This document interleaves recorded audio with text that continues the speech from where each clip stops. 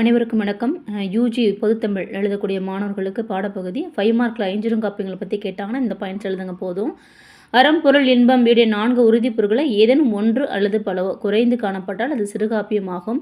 ஐஞ்சிறுங்காப்பியங்கள் சூளாமணி, நீலகேசி, உதயகுமார காவியம், யசோதர காவியம், நாககுமார காவியம் ஆகும். சூளாமணி ஆசிரியர் விருத்த பாவினால் அமைந்த சமண சமய காப்பியமாகும். ஐஞ்சிறு காப்பியங்கள் அனைத்துமே சமண சமய காப்பியம். எழுதியவர் தோளாமொழி தேவர். 2131 செயல்கள் உள்ளன.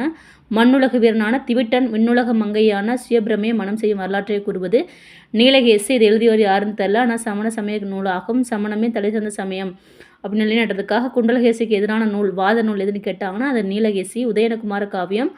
உதயனுடைய மதம் பிடித்த பட்டத்து யானையை யாழிசை கொண்டு அடக்குகிறான். இது காப்பியத்தின் சிறப்பு அம்சமாகும்.